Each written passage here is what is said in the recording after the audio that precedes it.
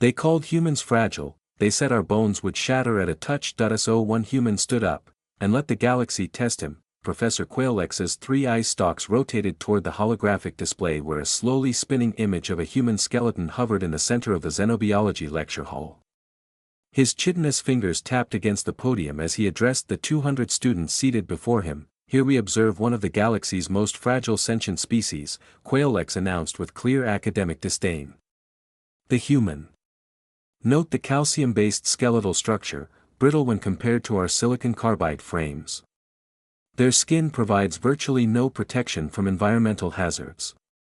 The image zoomed in, highlighting exposed joints and thin layers of muscle. They require constant atmospheric regulation, narrow temperature ranges, and regular sustenance simply to survive.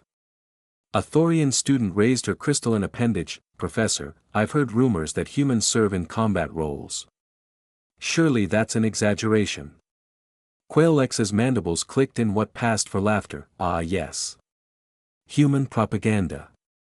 They claim resilience, but physiologically they are among the weakest sentients in the galactic community.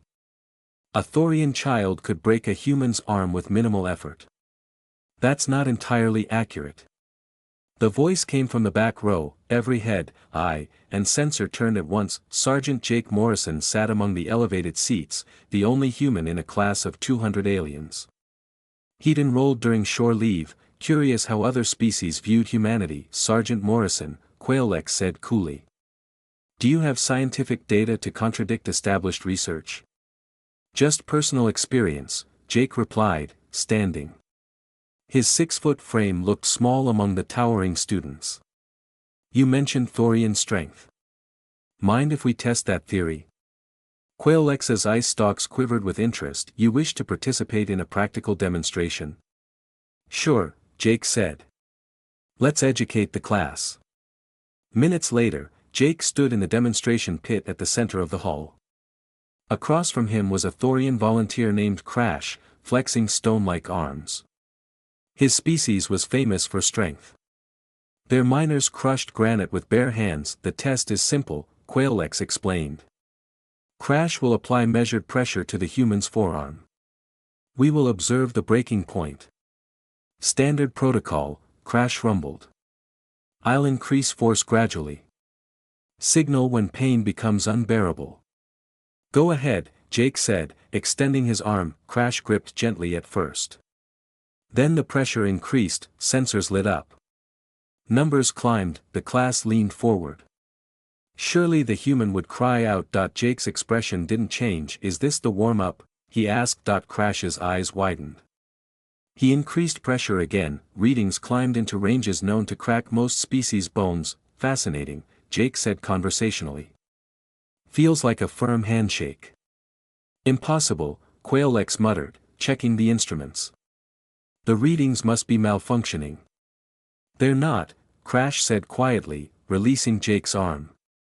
He stared at his own hands. I was applying combat-level force. He should have been screaming. Jake rotated his arm. There was only faint redness. Where I'm from, Jake said, we have a saying. Pain is just weakness leaving the body. Except humans don't really do the leaving part. The hall was silent. We just adapt to ignore it. IN students' tentacles trembled, but the professor said humans are fragile. One whispered. Jake nodded. We are. Our bones break. Our skin tears. We die if the temperature drops too much. He paused. But we evolved on a death world where everything tried to kill us. Predators. Weather. Disease. Other humans. He looked directly at Quailex. We learned to fight with broken bones. To run on torn muscles. To function with injuries that would incapacitate most species. We're not weak, Professor, Jake said calmly. We're just very, very good at functioning while damaged. No one spoke. Crash touched his own forearm almost reverently. Your people, they all have this tolerance. Pretty much, Jake shrugged. It's not special for us. It's just Tuesday. Professor Quailex's ice stalks drooped. Perhaps, he said slowly, we need to revise our understanding of what strength truly means.